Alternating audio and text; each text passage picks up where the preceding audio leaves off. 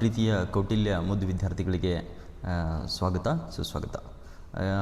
ಈ ನಾವು ಕೌಟಿಲ್ಯ ಗಣಿತ ಅಕಾಡೆಮಿಯಿಂದ ನಾವು ವಿಶೇಷವಾದ ಒಂದು ಯಾವುದು ಕರ್ನಾಟಕ ಸರ್ಕಾರ ಹೇಗೆ ನಡೆಸುತ್ತದೆ, ಕೌಟಿಲ್ಯ ಉದಾಹರಣೆಗೆ ಸರ್ವ ಶಿಕ್ಷಣ ಅಭಿಯಾನ ಕರ್ನಾಟಕ ಸರ್ಕಾರದ, ಹಾಗೆಯೇ ಕೂಡ ನಾವು ಎಲ್ಲ ಮಕ್ಕಳಿಗೂ ಕೂಡ ಗುಣಮಟ್ಟದ ಶಿಕ್ಷಣ ಅವೈಲಬಿಲಿಟಿ ಆಗಬೇಕು ಅನ್ನೋ ಉದ್ದೇಶದಿಂದ, ಅಫೋರ್ಡೆಬಿಲಿಟಿ ಆಗಬೇಕು, ಕ್ವಾಲಿಟಿ ಎಜುಕೇಷನ್ ಅನ್ನೋ ಉದ್ದೇಶದಿಂದ ನಾವು ಕೌಟಿಲ್ಯ ಸರ್ವ ಶಿಕ್ಷಣ ಅಭಿಯಾನವನ್ನು ಶುರು ಮಾಡಿದ್ದೇವೆ. ಅದರಲ್ಲಿ 10ನೇ ತರಗತಿಯ ವಿದ್ಯಾರ್ಥಿಗಳಿಗೋಸ್ಕರ ವಿಶೇಷವಾಗಿ ನಾವು ಕೌಟಿಲ್ಯ ವಿಜಯೀ ಭವ ಬ್ಯಾಚನ್ನು ಕ್ರಿಯೇಟ್ ಮಾಡಿದ್ದೀವಿ. ಎಲ್ಲ ಕರ್ನಾಟಕದ ಮಕ್ಕಳು ಕೂಡ ಈ ವಿಶೇಷವಾದಂತಹ ನಾವು ಏನೊಂದು ಮ್ಯಾರಥಾನ್ ಅಂತ ತಿಳ್ಕೊಳ್ಳಿ ಅದನ್ನು, ಅಥವಾ ಒಂದು ಅಭಿಯಾನ ಅಂತ ತಿಳ್ಕೊಳ್ಳಿ, ಅದನ್ನು ನಾವು ಎಸ್ಪೆಷಲಿ ಈ ಕರ್ನಾಟಕದ ಎಲ್ಲ ಮಕ್ಕಳಿಗೂ ಕೂಡ ಅನುಕೂಲ ಆಗಬೇಕು ಅನ್ನೋ ಸಲುವಾಗಿ ಕೌಟಿಲ್ಯ ಸರ್ವ ಶಿಕ್ಷಣ ಅಭಿಯಾನವನ್ನು ಚಾಲೂ ಮಾಡ್ತೀವಿ. ಈ ವಿಜಯೀ ಭವ ಕೌಟಿಲ್ಯ ವಿಜಯೀ ಭವ ಬ್ಯಾಚಿನಲ್ಲಿ ವಿಜ್ಞಾನದ ಪ್ರತಿಯೊಂದು ಚಾಪ್ಟರ್ಸ್ಗಳನ್ನು ಕಂಪ್ಲೀಟಾಗಿ ನಾವು ನಿಮಗೆ ಟೀಚ್ ಮಾಡಿ ಫ್ರೀ ರಿಸೋರ್ಸಸನ್ನು ಪ್ರೊವೈಡ್ ಮಾಡ್ತೀವಿ. ಎಲ್ಲ ಮಕ್ಕಳು ಕೂಡ ಬಳಸ್ಕೊಳ್ಳಿ. ಈ ಸಲ ಒಳ್ಳೆಯ ಧಾರವಾಡ ಡಿಸ್ಟಿಕ್ಕಿಗೆ ಮತ್ತು ಅಲ್ಲದಲ್ಲದೆ ಉಳಿದ ಎಲ್ಲ ಕರ್ನಾಟಕದ ಜಿಲ್ಲೆಗಳು ಕೂಡ ಪ್ರತಿಯೊಂದು ಜಿಲ್ಲೆಗಳು ಕೂಡ ಚೆನ್ನಾಗಿ ಒಳ್ಳೆ ಪರ್ಸೆಂಟೇಜನ್ನು ತರಬೇಕೆಂದು ನಾವು ಈ ಅಭಿಯಾನವನ್ನು ಚಾಲೂ ಮಾಡಿದ್ವಿ. ಎಲ್ಲ ಮಕ್ಕಳಿಗೂ ಕೂಡ ಈ ವಿಡಿಯೋ ಅತಿ ಹೆಚ್ಚು ಶೇರ್ ಆಗಲಿ, ಎಲ್ಲ ಬಡ ಮಕ್ಕಳಾಗಿರಲಿ, ಎಲ್ಲ ಪ್ರತಿಯೊಂದು ವರ್ಗದ ಮಕ್ಕಳು ಕೂಡ ಇದನ್ನು ಯುಟಿಲೈಸ್ ಮಾಡಿಕೊಳ್ಳಿ. ಹಾಗಾದರೆ ಇವತ್ತಿನ ಚಾಪ್ಟರ್ ವಿಜ್ಞಾನದ ಮೊದಲನೇ ಚಾಪ್ಟರ್ ಆದಂಥ ಕೆಮಿಕಲ್ ಇಕ್ವೇಷನ್ಸ್ ಆ್ಯಂಡ್ ರಿಯಾಕ್ಷನ್ಸ್. ಒಂದನೇ ಇಕ್ವೇಷನ್ಸ್ ಯಾವುದು? Chemical reactions and equations. ಹಾಗಾದರೆ ರಾಸಾಯನಿಕ ಸಮೀಕರಣಗಳು ಈ ಚಾಪ್ಟರ್ ಹೆಸರು. ರಾಸಾಯನಿಕ ಕ್ರಿಯೆಗಳು ಮತ್ತು ಸಮೀಕರಣಗಳು. ಈ ಚಾಪ್ಟರ್ನಲ್ಲಿ ನಾವು ಪ್ರಮುಖವಾಗಿ ಏನು ಕವರ್ ಮಾಡ್ತಿದ್ದೀವಿ ಅಂತಂದರೆ ಸಿಎಲ್. ಹಾಗಾದರೆ what is a chemical reaction? ಹಾಗಾದರೆ ರಾಸಾಯನಿಕ ಕ್ರಿಯೆ ಎಂದರೆ ಏನು? Chemical reaction is a process in which one or more substances are converted into new substances with different properties. ಹಾಗಾದರೆ ಒಂದು ಸಣ್ಣ ಎಕ್ಸಾಂಪಲ್ಸನ್ನು ಕೊಡ್ತಿದ್ದೀನಿ. ಕೆಮಿಕಲ್ ರಿಯಾಕ್ಷನ್ಸ್ ಅಂದರೆ ನೀವು ಮನೆಯಲ್ಲಿ ಕಾಫಿಯನ್ನು ಮಾಡ್ತೀರಿ. ಕಾಫಿಗೆ ಬೇಕಾದಂಥ ಕಾಫಿ ಅಥವಾ ಟೀ ಮಾಡಲಿಕ್ಕೆ ಬೇಕಾದಂಥ ಸಾಕಷ್ಟು ಬೇರೆ ಬೇರೆ ಇಂಗ್ರೀಡಿಯೆಂಟ್ಸ್ಗಳನ್ನು ಹಾಕ್ತೀರಿ. ಉದಾಹರಣೆಗೆ ಹಾಲಾಗಿರಬಹುದು, ಅದರ ಜೊತೆ ಕಾಫಿ ಮಾಡಲಿಕ್ಕೆ ಮತ್ತು ಕಾಫಿ ಪೌಡರ್ ಆಗಿರಬಹುದು, ಮತ್ತು ಅದಲ್ಲದೆ ಹೀಟನ್ನು ಸಪ್ಲೈ ಮಾಡೋದ್ರ ಮೂಲಕ ನೀವು ಪರ್ಫೆಕ್ಟ್ ಆದ ಬ್ಲೆಂಡ್ ಆದಂಥ ಕಾಫಿಯನ್ನು ಮಾಡ್ತೀರಿ. ಕೊನೆಯದೇ ಹೊಸ ನ್ಯೂ ಪ್ರಾಡಕ್ಟ್ ಫಾರ್ಮೇಷನ್ ಆಗ್ತದೆ, ಅದು ಕಾಫಿ ಆಗಿದೆ. ಹಾಗಾದರೆ ಹಾಗೇ ಕೂಡ ನಾವು ಇಲ್ಲಿ ಏನು ಮಾಡ್ತೀವಿ ಅಂತಂದರೆ ಈ ಕೆಮಿಕಲ್ ರಿಯಾಕ್ಷನ್ ಆಗೋದ್ರ ಮೂಲಕ ಅಲ್ಲಿ ಕಾಫಿ ಅಥವಾ ಟೀ ಸಿದ್ಧತೆ ಆಗ್ತದೆ. ಹಾಗೆ ಕೂಡ ಇನ್ನೊಂದು ಉದಾಹರಣೆ ತಗೊಳ್ಳಿ, ಹಾಲನ್ನು ತಗೊಳ್ಳಿ, ಅದಕ್ಕೆ ಹೆಪ್ಪ ಹಾಕಿದಾಗ ಆ ಹಾಲು ಏನಾಗ್ತದೆ? ಹಾಲಿದ್ದು ಮೊಸರಾಗ್ತದೆ. ಹಾಗಾದರೆ ಹಾಲಿದ್ದು ಮೊಸರಾಗುವಿಕೆ, ಈ ಪ್ರೊಸೆಸ್ ಏನಿದೆಯಲ್ಲ, ಹಾಲಿದ್ದು ಮೊಸರಾಗುವಿಕೆ ಏನಿದೆಯಲ್ಲ, ಇದು ಕೂಡ ಕೆಮಿಕಲ್ ರಿಯಾಕ್ಷನ್, ರಾಸಾಯನಿಕ ಕ್ರಿಯೆಗೆ ಒಂದು ಉದಾಹರಣೆಯಾಗಿದೆ. ಇವು ಸಾಕಷ್ಟು ಉದಾಹರಣೆಗಳಿವೆ. ಕೆಮಿಕಲ್ ರಿಯಾಕ್ಷನ್ಸ್ ಡೈಲಿ ಲೈಫಲ್ಲಿ ನೀವು ಕೂಡ ಬಳಸ್ತೀರಿ. ಇದಕ್ಕೆ ನಾವು ಇನ್ನೊಂದು ಸಲ ಈ ಡೆಫಿನೇಷನನ್ನು ಹೇಳ್ತೀನಿ. A chemical reaction is a process in which one or more substances are converted into new substances. ಹಾಗಾದರೆ ಕೆಮಿಕಲ್ ರಾಸಾಯನಿಕ ಕ್ರಿಯೆ ಎಂದರೇನು? ಹಾಗಾದರೆ ಇಲ್ಲಿ ಒಂದು ಅಥವಾ ಒಂದಕ್ಕಿಂತ ಹೆಚ್ಚು ವಸ್ತುಗಳು ಸೇರಿ ಏನಾಗುತ್ತೆ, ಇನ್ನೊಂದು ಹೊಸ ಉತ್ಪನ್ನವಾಗುವುದಕ್ಕೆ ನಾವು ಏನಂತ ಕರಿತೀವಿ? ಅದಕ್ಕೆ ನಾವು ಕೆಮಿಕಲ್ ರಿಯಾಕ್ಷನ್ಸ್ ಅಂತ ಕರಿತೀವಿ. ನಾವು ಉದಾಹರಣೆ ಟೀ ಮೇಕಿಂಗ್ ಇರ್ಬೋದು, ಕಾಫಿ ಮೇಕಿಂಗ್ ಇರ್ಬೋದು, ಸಾಂಬಾರು ಮಾಡುವುದು ಇರಬಹುದು, ಅಥವಾ ಅಲ್ಲದೆ ಮೊಸರು ರೆಡಿಯಾಗುವಿಕೆ, ಸಿದ್ಧವಾಗುವಿಕೆ, ಇವೆಲ್ಲವೂ ಕೂಡ ನಾವು ಡೈಲಿ ಜೀವನದಲ್ಲಿ ಬಳಸ್ತಕ್ಕಂಥ ಉದಾಹರಣೆಗಳಾಗಿವೆ. ವಿಜ್ಞಾನ ಯೂಸ್ ಇಲ್ಲ ಅಂತ ಹೇಳ್ತೀರಿ, ವಿಜ್ಞಾನವನ್ನು ಅತಿ ಹೆಚ್ಚು ಯೂಸ್ ಮಾಡ್ತೀವಿ. ನೋಡಿರಿ, ಕೆಮಿಸ್ಟ್ರಿ ಟಫ್ ಆಗ್ತದೆ ಅಂತೀರಿ, ಕೆಮಿಸ್ಟ್ರಿಗೆ ನಾನು ಉದಾಹರಣೆಗೆ ಹೊರಗಿನ ರಿಯಲ್ ಲೈಫ್ ಎಕ್ಸಾಂಪಲ್ಸ್ಗಳನ್ನು ಸಾಕಷ್ಟು ಕನೆಕ್ಟ್ ಮಾಡೋದ್ರ ಮೂಲಕ ನಿಮ್ಗೆ ಟೀಚ್ ಮಾಡ್ತೀನಿ. ಅಂದರೆ ಅದರ ನಿಜವಾದ ವಿಜ್ಞಾನದ ಸ್ವಾದ ನಿಮಗೆಲ್ಲರಿಗೂ ಕೂಡ ಗೊತ್ತಾಗಲಿ ಮಕ್ಕಳಿಗೆ. ಹಾಗಾದರೆ ಈಗ ಒಂದು ಕೆಮಿಕಲ್ ರಿಯಾಕ್ಷನ್ ಆಗಿದೆ ಅಂತ ನೀವು ಯಾವ ಥರ ಗೊತ್ತಿಡಿತೀರಿ? ಎಲ್ಲಾದರೂ ಕೆಮಿಕಲ್ ರಿಯಾಕ್ಷನ್ಸ್ ನಡೆದಿದೆ ಅಂತ ಅನ್ನೋದು ನಿಮ್ಗೆ ಯಾವ ಥರ ಗೊತ್ತಾಗೋದು ಅಂತ ಕೆಲವೊಂದಿಷ್ಟು ಇಂಡಿಕೇಟರ್ಸ್ಗಳಿವೆ. ಅಂದಾಗ ನೀವು ಗೊತ್ತಾಗ್ಬೋದು ಕೆಮಿಕಲ್ ರಿಯಾಕ್ಷನ್ಸಲ್ಲಿ ಆಗಿದೆ ಅಂತ ಅರ್ಥ. ಒಂದು, ಚೇಂಜ್ ಇನ್ ಸ್ಟೇಟ್ ಅಂತಂದರೆ ಏನು? ಮಾಧ್ಯಮದಿಂದ. ಅದು ಸಾಲಿಡ್ ಇದ್ದಿದ್ದು ಲಿಕ್ವಿಡ್ ಆಗ್ಬೋದು, ಲಿಕ್ವಿಡ್ ಇದ್ದು ಗ್ಯಾಸಿಯಸ್ ಆಗ್ಬೋದು. ಹಾಗಾದರೆ ಘನವಸ್ತು ಇದ್ದಿದ್ದು ಅನಿಲ ವಸ್ತು ಆಗಬಹುದು, ಅಥವಾ ಅನಿಲ ವಸ್ತು ಇದ್ದಿದ್ದು ಘನವಸ್ತು ಆಗ್ಬೋದು, ಅಥವಾ ಅನಿಲ ವಸ್ತು ಇದ್ದಿದ್ದು ಘನವಸ್ತು ಆಗಬಹುದು, ಇಲ್ಲಾಂದರೆ ಅನಿಲ ವಸ್ತು ಇದ್ದಿದ್ದು ಲಿಕ್ವಿಡ್ ಆಗಬಹುದು. ಈ ಥರ ಏನು ಮಾಡ್ತದೆ? ಒಂದು ಮಾಧ್ಯಮದಿಂದ ಇನ್ನೊಂದು ಮಾಧ್ಯಮಕ್ಕೆ ಏನಾದರೂ ಬದಲಾವಣೆ ಕಂಡು ಬರ್ತಿದೆ. ಹಾಗಾಗಿ ಅವಾಗ ನಮಗೆ ಅರ್ಥ ಆಗ್ತದೆ ಕೆಮಿಕಲ್ ರಿಯಾಕ್ಷನ್ ಆಗಿದೆ ಅಂತ ಅರ್ಥ. ಹಾಗಾದರೆ ನೆಕ್ಸ್ಟ್ ಚೇಂಜ್ ಇನ್ ಕಲರ್. ಏನಾದರೂ ಕೆಮಿಕಲ್ ರಿಯಾಕ್ಷನ್ಸ್ ಆದಾಗೆ ಅಲ್ಲಿ ಚೇಂಜ್ ಇನ್ ಕಲರ್ನಲ್ಲಿ ಏನಾದರೂ ಹೊಸ ಉತ್ಪನ್ನದಲ್ಲಿ ಏನಾದರೂ ಬದಲಾವಣೆ ಕಂಡು ಬಂದಾಗ ನಾವು ಏನಂತ ಅನ್ಕೊಬೋದು? ಕೆಮಿಕಲ್ ರಿಯಾಕ್ಷನ್ ಆಗಿದೆ ಅಂತ ತಿಳ್ಕೊಬೋದು. ಉದಾಹರಣೆಗೆ ಒಂದು ಮಳೆಯನ್ನು ತೊಗೊಳ್ತೀನಿ ನಾನು, ನೈಲನ್ನು. ಓಕೆ, ಒಂದು ನೇಲನ್ನು ತೊಗೊಂಡು ಅದನ್ನು ನೀವು ಹೊರಗಡೆ ಮಳೆ ಮತ್ತು ಗಾಳಿಗೆ ಎಕ್ಸ್ಪೋಸ್ ಮಾಡಿದಾಗ ಏನಾಗ್ತದೆ? ಮಳೆ ಏನಾಗ್ತದೆ? ರೆಡ್ಡಿಶ್ ಬ್ರೌನ್, ಕಂದು ಬಣ್ಣದ ಏನಾಗ್ತದೆ? ಒಂದು ಜಂಗ್ ಹಿಡಿತದೆ, ರಸ್ಟ್ ಆಗ್ತದೆ. ಅದು ಕೂಡ ಕೆಮಿಕಲ್ ರಿಯಾಕ್ಷನ್ಸ್ಗೆ ಅಂಡರ್ಗೋಸ್ ಆಗಿದೆ ಅಂತ ಅರ್ಥ. ಆದರೆ ಕಲರ್ ಬದಲಾವಣೆಯಲ್ಲಿ ಬರ್ತದೆ. ಉದಾಹರಣೆಗೆ ಅದೊಂದಾಯಿತು. Evolution of gas. ಯಾವುದಾದ್ರೂ ಒಂದು ಕೆಮಿಕಲ್ ರಿಯಾಕ್ಷನ್ ನಡೆದರೆ ಗ್ಯಾಸ್ ಏನಾದರೂ ರಿಲೀಸ್ ಆಗುವ ಸಾಧ್ಯತೆಯೂ ಕೂಡ ಇದೆ. ಹಾಗಾದರೆ ಒಂದು ಇಂಡಿಕೇಟರ್ ಅಷ್ಟು ಒಮ್ಮಕ್ಲಿನೂ ಕೂಡ ಆಗಬಹುದು. ಇಲ್ಲಿ ಕೊಟ್ಟಂಥ ಪಾಯಿಂಟ್ಸ್ಗಳು ಅದರಲ್ಲಿ ಯಾವುದಾದ್ರೂ ಒಂದು ಕೂಡ ಆಗಬಹುದು, ಅಲ್ಲಿ ಕೆಮಿಕಲ್ ರಿಯಾಕ್ಷನ್ ನಡೆದಿದೆ ಅಂತ ತಿಳ್ಕೊಬೋದು. ಚೇಂಜ್ ಇನ್ ಟೆಂಪರೇಚರ್ ಅಂದರೆ ಉಷ್ಣದಲ್ಲಿ ಬದಲಾವಣೆ, ಉಷ್ಣದಲ್ಲಿ ಏನಾದರೂ ಬದಲಾವಣೆ ಅಲ್ಲದೆ ಫಾರ್ಮೇಷನ್ ಆಫ್ ಪ್ರೆಸಿಪಿಟೇಟ್ ಅಂದರೆ ಏನಾದರೂ ಒಂದು ಇಲ್ಲಿ ಉದಾಹರಣೆ ಕೊಟ್ಟಿದ್ದಾರೆ ನೋಡಿರಿ. ಇಲ್ಲಿ ಒಂದು ಟೆಸ್ಟ್ ಟ್ಯೂಬ್ ತೊಗೊಂಡು ಒಂದು ಕೆಮಿಕಲ್ ರಿಯಾಕ್ಷನ್ಸ್ ಮಾಡಿದಾಗ ಇಲ್ಲಿ ಈ ಟೆಸ್ಟ್ ಟ್ಯೂಬಿನ ಕೆಳಭಾಗದಲ್ಲಿ at the bottom of the test tube chemical reactions ಏನಾದರೂ ಆದಾಗ ಅದು ಒಂಥರ ಪ್ರೆಸಿಟೇಟ್ ಮೊಸರಿನ ಥರ ಏನಾದರೂ ಕರ್ಡ್ ಥರ ಏನಾದರೂ ಸೆಟಲ್ ಡೌನ್ ಆಗಿದ್ದರೆ ನಾವು ಏನಂತ ಕರಿತೀವಿ, ಅದಕ್ಕೆ ಪ್ರೆಸಿಪಿಟೇಟ್ ಅಂತ ಕರಿತೀವಿ. ಇದನ್ನು ನೆನ್ಪಿಟ್ಕೊಳ್ಳಿ. ಹಾಗಾದರೆ ಇಂಡಿಕೇಟರ್ಸ್ ಆಫ್ ಕೆಮಿಕಲ್ ರಿಯಾಕ್ಷನ್ಸ್, ಹಾಗಾದರೆ ಒಂದು ರಾಸಾಯನಿಕ ಕ್ರಿಯೆ ಆಗಿದೆ ಅಂದರೆ ಏನು ಸೂಚಿಸುತ್ತೆ, ಯಾವ ಸೂಚಕಗಳಿದಾವೆ ಅಂತಂತ ಗೊತ್ತಾದರೆ ಚೇಂಜ್ ಇನ್ ಸ್ಟೇಟ್ ಆಗ್ತದೆ, ಚೇಂಜ್ ಇನ್ ಕಲರ್ ಆಗ್ತದೆ, ಬದಲಾವಣೆ ಬಣ್ಣದಲ್ಲಿ ಬದಲಾವಣೆ, ಎವಲ್ಯೂಷನ್ ಆಫ್ ಗ್ಯಾಸಿನ ಉತ್ಪಾದನೆ ಆಗ್ತದೆ, ಚೇಂಜ್ ಇನ್ ಟೆಂಪರೇಚರ್ ಹಾಗಾದರೆ ಉಷ್ಣದಲ್ಲಿ ಬದಲಾವಣೆ ಮತ್ತು ಫಾರ್ಮೇಷನ್ ಆಫ್ ಪ್ರೆಸಿಪಿಟೇಟ್ ಫಾರ್ಮೇಷನ್ ಆಗುವ ಸಾಧ್ಯತೆ ಇರ್ತೈತಿ. ಹಾಗಾದರೆ ಅದಲ್ಲದೆ ನೆಕ್ಸ್ಟ್ ಇದಕ್ಕೆ ಹೋಗೋಣ. ಕೆಮಿಕಲ್ ಇಕ್ವೇಷನ್ಸ್ ನಾವು ನೋಡಿ ಇಲ್ಲಿ ಕೆಮಿಸ್ಟ್ರಿಯಲ್ಲೂ ಕೂಡ ಏನು ಮಾಡ್ತೀವಿ, ಮ್ಯಾಥಮೆಟಿಕ್ಸ್ದ ಇಕ್ವೇಷನ್ಸ್ಗಳನ್ನು ಬಳಸುವುದರ ಮೂಲಕ ಅತ್ಯಂತ ಸಿಂಪಲ್ ಪ್ರೆಸೆಂಟೇಷನ್ ಮಾಡಿ ಮಕ್ಕಳಿಗೆ ತಿಳಿಸುವ ಒಂದು ಪ್ರಯತ್ನವನ್ನು ಮಾಡ್ತೀವಿ ಎಲ್ಲಿ ವಿಜ್ಞಾನದಲ್ಲಿ. ಹೀಗಾಗಿ ವಿಜ್ಞಾನ ನಿಮಗೆ ಟಫ್ ಅನಿಸ್ಬೋದು, ಬಟ್ ಅಗದಿ ಈಸಿನೂ ಕೂಡ ಇರ್ತದೆ. Representation of reaction using symbols and formulae. ಇಲ್ಲಿ ನಾವು ಫಾರ್ಮುಲೆಗಳನ್ನು ಬಳಸ್ತೀವಿ, ಕೆಲವೊಂದಿಷ್ಟು ಸಿಂಬಲ್ಸ್ಗಳನ್ನು ಯೂಸ್ ಮಾಡ್ತೀವಿ. ಉದಾಹರಣೆಗೆ ಜನರಲ್ ಫಾರ್ಮ್ ರಿಯಾಕ್ಟೆಂಟ್ಸ್ಗಳು ಲೆಫ್ಟ್ ಸೈಡ್ ಬರೆದಿರ್ತೀವಿ, ಅದು ಉತ್ಪಾದನೆ ಆದಂಥ ಹೊಸ ಉತ್ಪನ್ನವೇನಿದೆಯಲ್ಲ ಬಲಗಡೆಗೆ ಬರೆದಿರ್ತೀವಿ. ನೆನಪಿಟ್ಕೊಳ್ಳಿ. ಹೆಂಗಂದರೆ ಒಂದು ಉದಾಹರಣೆಯನ್ನು ತೊಗೊಳ್ತೀನಿ. ಇಲ್ಲಿ ನೋಡಿ, Mg ಅಂದರೆ ಮ್ಯಾಗ್ನೀಷಿಯಮ್, Mg ಅಂದರೆ ಮ್ಯಾಗ್ನೀಷಿಯಮ್. ಆಕ್ಸಿಜನನ್ನು ತೊಗೊಳ್ತೀನಿ, ಹಾಗಾದರೆ ಆದಂಥ ಉತ್ಪನ್ನ ಯಾವುದ್ರಿ, ಮ್ಯಾಗ್ನೀಷಿಯಮ್ ಆಕ್ಸೈಡ್. ಹಾಗಾದರೆ Mg ಅನ್ನೋದು ಒಂದು ಕೂಡ ಮೆಟಲ್ ಆಗಿದೆ, ಆಕ್ಸಿಜನ್ನು ಕೂಡ ನಾನ್ ಮೆಟಲ್ ಆಗಿದೆ. Mgಯು ಲೋಹವು, ಆಕ್ಸಿಜನ್ನು ಅಲೋಹವಾಗಿದೆ. ಇದು ಮ್ಯಾಗ್ನೀಷಿಯಮ್ ಆಕ್ಸೈಡ್ ಫಾರ್ಮೇಷನನ್ನು ಮಾಡ್ತದೆ, ಲೋಹದ ಆಕ್ಸೈಡು ಉಂಟಾಗ್ತದೆ. ಇದು ಮೆಟಲ್ ಆಕ್ಸೈಡ್. ನೆನಪಿಟ್ಕೊಳ್ಳಿ. ಒಂದು ಸಿಂಪಲ್ ಇಕ್ವೇಷನ್ಸ್ಗಳ ಮುಖಾಂತರ ಇಲ್ಲಿ ಪ್ಲಸ್ ಹಾಕೋದ್ರ ಮೂಲಕ, ಇಲ್ಲಿ ಆರೋ ಮಾರ್ಕನ್ನು ತೋರಿಸೋದ್ರ ಮೂಲಕ ನಾವೇನು ಮಾಡಿದ್ದೀವಿ, ಒಂದು ಬಾಣದ ಗುರುತನ್ನು ತೋರಿಸೋದ್ರ ಮೂಲಕ ನಾವೇನು ಮಾಡಿದ್ದೀವಿ, ಈ ಇಕ್ವೇಷನ್ಸನ್ನು ಬರೆದಿದ್ದೀವಿ. ಇದು ಸಿಂಪಲ್ ಒಂದು ಕೆಮಿಕಲ್ ಇಕ್ವೇಷನ್ಸ್ಗೆ, ರಾಸಾಯನಿಕ ಸಮೀಕರಣಕ್ಕೆ ಒಂದು ಉದಾಹರಣೆಯಾಗಿದೆ. ನೆಕ್ಸ್ಟ್ ಬನ್ನಿ. ಈಗ ನಿಮಗೆ ಸಾಕಷ್ಟು ಎಕ್ಸಾಮಿನಲ್ಲಿ ಕೇಳ್ಬೋದು ರೀ, ಅವರು ಸಾಕಷ್ಟು ಎಕ್ಸಾಮಿನಲ್ಲಿ ಕೇಳ್ಬೋದು, ಯಾವುದು ರೀ ಸರ್, ಇಲ್ಲಿ ಬನ್ನಿ, ಯಾವುದು ಕೇಳ್ಬೋದು ಅಂದರೆ ಇಲ್ಲಿ ಬ್ಯಾಲೆನ್ಸ್ಡ್ ಕೆಮಿಕಲ್ ರಿಯಾಕ್ಷನ್ಸ್ ಸಾಕಷ್ಟು ಸಲ ಕೇಳಿದ್ದಾನೆ. ಬ್ಯಾಲೆನ್ಸ್ಡ್ ಕೆಮಿಕಲ್ ರಿಯಾಕ್ಷನ್ಸ್, ಹಾಂ ಬನ್ನಿ ಸಿಯರ್. ನೆಕ್ಸ್ಟ್ ಹೋಗೋಣ. ಇಲ್ಲಿ ಬನ್ನಿ, ಬ್ಯಾಲೆನ್ಸ್ಡ್ ಕೆಮಿಕಲ್ ಇಕ್ವೇಷನ್, ರಾಸಾಯನಿಕ ಕ್ರಿಯೆಗಳನ್ನು ಸಮದೂಗಿಸಿ. ಇದನ್ನು ಸಾಕಷ್ಟು ಸಲ ಎಕ್ಸಾಮಿಗೆ ಪ್ರಶ್ನೆಯನ್ನು ಕೇಳಿದ್ದಾನೆ. ರಾಸಾಯನಿಕ ಕ್ರಿಯೆಯನ್ನು ಸಮದೂಗಿಸಿ ಬ್ಯಾಲೆನ್ಸ್ಡ್ ಕೆಮಿಕಲ್ ಇಕ್ವೇಷನ್ ಅಂತ ಕೂಡ ಕರಿತೀವಿ. ನೆಕ್ಸ್ಟ್ ಬರ್ತಕ್ಕಂಥ ಪಾಯಿಂಟು ಇದಾಗಿದೆ. ಹಾಗಾದರೆ ಏನು ರೀ ಸರ್, ಹೇಗೆ ರೀ ಸರ್ ಇದು? ಹಾಗಾದರೆ atoms equal on both sides. ಹಾಗಾದರೆ ಜಿಂಕನ್ನು ತೊಗೊಂಡಿದ್ದೀನಿ ನಾನು. ಇಲ್ಲಿ ಒಂದು ಉದಾಹರಣೆ ಕೊಡಬೇಕಂತಂದರೆ ಹಾಗಾದರೆ H2SO4 ಅಂದರೆ ಸಲ್ಫೂರಿಕ್ ಆ್ಯಸಿಡ್. ಇದು ಒಂದು ಪ್ರಬಲವಾದ ಆ್ಯಸಿಡ್ ಆಗಿದೆ ಅಂತ, ಸ್ಟ್ರಾಂಗ್ ಆ್ಯಸಿಡ್ ಆಗಿದೆ. ಹಾಗಾದರೆ ಜಿಂಕ್ ಬಂದು ಇದಕ್ಕೆ ಕನೆಕ್ಟ್ ಆಗ್ತೈತೆ ರೀ ಸೆಲ್ಲಲ್ಲಿ, ಸಲ್ಫೇಟಿಗೆ ಕನೆಕ್ಟ್ ಆಗ್ತಿದೆ, ಜಿಂಕ್ ಸಲ್ಫೇಟ್ ಅಂತ ಕರಿತೀವಿ. ಹಾಗಾದರೆ ಇವ್ಲ್ಯೂಷನ್ ಆದಂಥ ಗ್ಯಾಸು, ಉತ್ಪಾದನೆ ಆದಂಥ ಗ್ಯಾಸ್ ಯಾವುದು, ಅನಿಲ ಯಾವುದಾಗಿದೆ ಅಂದರೆ ಹೈಡ್ರೋಜನ್ ಗ್ಯಾಸು ಉತ್ಪಾದನೆ ಆಗ್ತದೆ. ಬನ್ನಿ, law of conservation of mass. Law of conservation of mass ಏನು ಹೇಳ್ತದೆ ಅಂದರೆ mass of reactants is equal to mass of products, ಎರಡೂ ಕೂಡ ಈಕ್ವಲ್ ಆಗಿರ್ತಾವೆ ಅಂತ. ಹಾಗಾದರೆ ಇದು energy can neither be created nor be destroyed ಅಂತ ಕೂಡ ಹೇಳ್ಬೋದು. ತಿಳಿತಿಲ್ಲ? ಅಂದರೆ ಶಕ್ತಿಯನ್ನು ನಾವು ಸೃಷ್ಟಿಸಲಿಕ್ಕೂ ಆಗಲ್ಲ, ಅದನ್ನು ನಾಶಪಡಿಸಲಿಕ್ಕೂ ಆಗಲ್ಲ. ಅದು ಎಷ್ಟಿರ್ತದೆ ಭೂಮಿ ಮೇಲೆ ಅಷ್ಟಿರ್ತದೆ ಅಂತ ಹೇಳ್ತೀವಿ. ನೆಕ್ಸ್ಟ್ ಬರೀ types of chemical reactions. Types of chemical reactions ಅಂದರೆ ಇಲ್ಲಿ ಯಾವ್ಯಾವ ಟೈಪ್ ಆಫ್ ಕೆಮಿಕಲ್ಸ್ ರಿಯಾಕ್ಷನ್ಸ್ಗಳು ಬರ್ತವೆ ಸಿಯರ್, ಯಾವ್ಯಾವ ಟೈಪ್ ಆಫ್ ಕೆಮಿಕಲ್ಸ್ ರಿಯಾಕ್ಷನ್ಸ್ಗಳು ಬರ್ತವೆ ಅನ್ನೋದಕ್ಕೆ ಉದಾಹರಣೆಗಳಿವೆ, ಹೇಳ್ತೀನಿ ನೋಡಿ. ಒಂದು ಕಾಂಬಿನೇಷನ್ ರಿಯಾಕ್ಷನ್, ಒಂದು ಕಾಂಬಿನೇಷನ್ ರಿಯಾಕ್ಷನ್. ಕಾಂಬಿನೇಷನ್ ರಿಯಾಕ್ಷನ್ಗೆ ನಾವು ಇನ್ನೊಂದು ಹೆಸರು ಏನಂತ ಕರಿತೀವಿ ಅಂದರೆ ಕಾಂಬಿನೇಷನ್ ರಿಯಾಕ್ಷನ್ಗೆ ಸಂಯೋಗ ಕ್ರಿಯೆ ಅಂತ ಕರಿತೀವಿ ನಾವು ಕನ್ನಡದಲ್ಲಿ. ಯಾವ ರಿಯಾಕ್ಷನ್? ಸಂಯೋಗ ಕ್ರಿಯೆ ಅಂತ ಕರೆಯುತ್ತೇವೆ.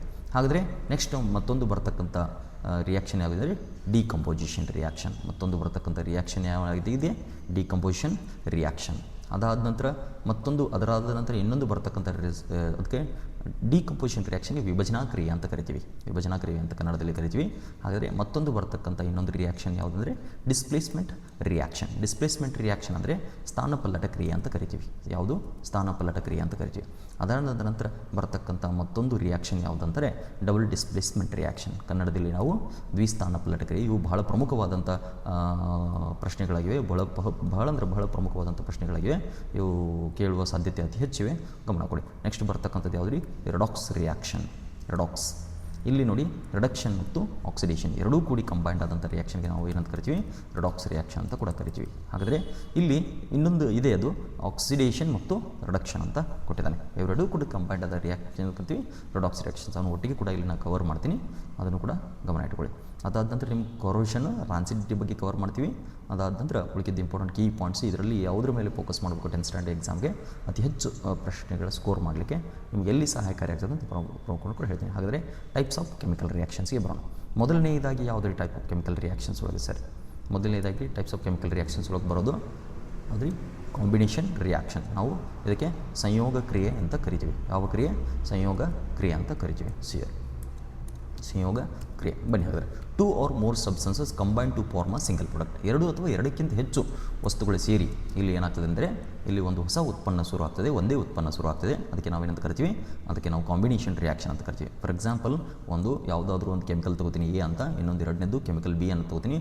ಅವೆರಡೂ ಕೂಡಿ ಕಂಬೈಂಡ್ ಆಗಿ ಹೊಸ ಉತ್ಪನ್ನ ಆದಂಥ ಪ್ರಾಡಕ್ಟ್ಗೆ ಎ ಬಿ ಅಂತ ತೊಗೋತೀನಿ. ಇದನ್ನು ಜಸ್ಟ್ ಜನರಲ್ ಫಾರ್ಮುಲಾಗೆ ರೀಪ್ರೆಸೆಂಟ್ ಮಾಡಿದ್ದೀವಿ. ಇದನ್ನೆಲ್ಲ ನೆನಪಿಡೋ ಅವಶ್ಯಕತೆ ಇಲ್ಲ. ಇಲ್ಲಿ ನೋಡಿ ಒಂದು ಉದಾಹರಣೆ, ಒಂದು ಎಕ್ಸಾಂಪಲ್ ತೊಗೊಂಡ್ರೆ ನಿಮ್ಗೆ ಖಂಡಿತ ಗೊತ್ತುತ್ತೆ. ಕ್ಯಾಲ್ಸಿಯಂ ಆಕ್ಸೈಡನ್ನು ತೊಗೊಂಡಿದ್ದೀನಿ. ಓಕೆ, ಕ್ಯಾಲ್ಸಿಯಂ ಆಕ್ಸೈಡ್ ಅಂತಂದರೆ ಈ ಸುಣ್ಣ ಇದೆಯಲ್ಲ, ಸ್ಲೇಕೆಡ್ ಲೈಮ್ ಅಂತ ಕರಿತೀವಿ. ಓಕೆ, ಸ್ಲೇಕೆಡ್ ಲೈಮ್ ಆಯಿತು, ಜಸ್ಟ್ ಡ್ರೈ ಪೌಡರ್ ಫಾರ್ಮ್ದಲ್ಲಿರೋಂಥ ಸುಣ್ಣ ಕ್ಯಾಲ್ಸಿಯಂ ಆಕ್ಸೈಡ್. ಅದಕ್ಕೆ ನಾನು ಏನು ಮಾಡ್ತೀನಿ, ನೀರನ್ನು ಹಾಕ್ತೀನಿ. ನೀವು ಸುಣ್ಣ ನೋಡಿದಿರಿ ಕಾಣಿಸುತ್ತೆ. ಸಣ್ಣವರಿದ್ದಾಗ ಹಳ್ಳಿಯೊಳಗೆ ವೈಟ್ ವಾಷಿಂಗ್ ಮನಿ ಮಾಡಲಿಕ್ಕೆ, ಮನೆಗೆಲ್ಲ ಬಣ್ಣ ಬಳಿಲಿಕ್ಕೆ ಯೂಸ್ ಮಾಡ್ತಿದ್ರಲ್ಲ, ಅದು ಕ್ಯಾಲ್ಸಿಯಂ ಆಕ್ಸೈಡ್. ಅದು ಡ್ರೈ ಫಾರ್ಮ್ ಮಾಡಿದ್ದು ಕ್ಯಾಲ್ಸಿಯಂ ಆಕ್ಸೈಡ್ ಅಂತ ಕರಿತೀವಿ. ಅದಕ್ಕೆ ನಾನು ನೀರನ್ನು ಮಿಕ್ಸ್ ಮಾಡಿದಾಗ ಅದೇನಾಗುತ್ತೆ ರೀ ಸರ್? ಕ್ಯಾಲ್ಸಿಯಂ ಹೈಡ್ರಾಕ್ಸೈಡ್, OH ಅನ್ನು ಹೈಡ್ರಾಕ್ಸೈಡ್ ಅಂತ ಓದಬೇಕು. OH ಅನ್ನು ಏನು ಮಾಡಬೇಕು? ಹೈಡ್ರಾಕ್ಸೈಡ್ ಅಂತ ಓದಬೇಕು. ಕ್ಯಾಲ್ಸಿಯಂ ಹೈಡ್ರಾಕ್ಸೈಡು ಫಾರ್ಮೇಷನ್ ಆಗ್ತೈತೆ ರೀ. ಹಾಗಾದರೆ ಕ್ಯಾಲ್ಸಿಯಂ ಹೈಡ್ರಾಕ್ಸೈಡು ಫಾರ್ಮೇಷನ್ ಆಗ್ತದೆ. ಅದಕ್ಕೆ ನಾವು ಸ್ಲೇಕ್ಡ್ ಲೈಮ್ ಅಂತ ಕರಿತೀವಿ. ನೆನಪಿಟ್ಕೊಳ್ಳಿ, ಸ್ಲೇಕ್ಡ್ ಲೈಮ್ ಅಂತಂದ್ರೆ ಏನ್ರಿ? ಅರಳಿದ ಸುಣ್ಣ ಅಂತ ಕರಿತೀವಿ. ಕನ್ನಡದಲ್ಲಿ ಅರಳಿದ ಸುಣ್ಣ ಅಂತ ಕರಿತೀವಿ. ಹಾಗಾದರೆ ನೆಕ್ಸ್ಟ್ ಬನ್ನಿ, ಡಿಕಂಪೋಸಿಷನ್ ರಿಯಾಕ್ಷನ್. ಡಿಕಂಪೋಸಿಷನ್ ಅಂದರೆ ವಿಭಜನೆ. ಅಂದರೆ ಒಂದು ಪ್ರಾಡಕ್ಟ್ ಇದ್ದಿದ್ದೇನಾಗುತ್ತೆ, 2 ಭಾಗಗಳಾಗಿ ಸ್ಪ್ಲಿಟ್ ಆಗ್ತದೆ. Simpler substance. A single compound breaks into 2 or more simpler substances. ಅದಕ್ಕೆ ನಾವೇನು ಕರಿತೀವಿ? ಡಿಕಂಪೋಸಿಷನ್. ಅಂದರೆ ವಿಭಜನೆಗೊಳ್ತೈತೆ, ಡಿವೈಡ್ ಆಗ್ತದೆ. ಒಂದು ಎ ಬಿ ಇರ್ತಕ್ಕಂಥ ಪ್ರಾಡಕ್ಟ್ ಡಿವೈಡ್ ಆಗಿ ಎ ಮತ್ತು ಬಿ ಜನರಲ್ ಫಾರ್ಮ್ಸ್ ಆಗಿ ರೀಪ್ರೆಸೆಂಟ್ ಮಾಡಿದ್ದೀನಿ. ಇದನ್ನು ನೆನಪಿಡೋ ಅವಶ್ಯಕತೆ ಇಲ್ಲ. ಇಲ್ಲಿ ಎಕ್ಸಾಂಪಲ್ಸ್ ಇದಾವಲ್ಲ, ನಿಮ್ಗೆ ಏನಾದರೂ ಕೇಳಿದರೆ ಎಕ್ಸಾಮ್ನಲ್ಲಿ what is a decomposition reaction ಅಂತ ಕೇಳ್ಬೋದು. ಕೇಳಿ ಅದರ ಡೆಫಿನಿಷನನ್ನು ಬರೀರಿ, ಇದು ವ್ಯಾಖ್ಯಾನ ಬರೀರಿ. ಅದಾದ ನಂತರ ಅದು ಒಂದು ಉದಾಹರಣೆಯನ್ನು ಬರೆಯೋದ್ರ ಮೂಲಕ ನೀವು ಚೆನ್ನಾಗಿ ಪ್ರೆಸೆಂಟೇಷನ್ ಮಾಡ್ಬೋದು. ತಿಳಿತಿಲ್ಲ, ಅರ್ಥ ಆಗಿದೆ ಅಂದ್ಕೊಳ್ತೇನೆ.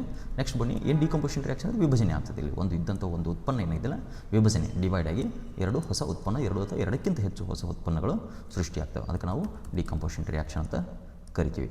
ಹಾಗಾದರೆ ನೆಕ್ಸ್ಟ್ ಬನ್ನಿ, ಇದರೊಳಗೆ ಟೈಪ್ಸ್ ಬರ್ತದೆ.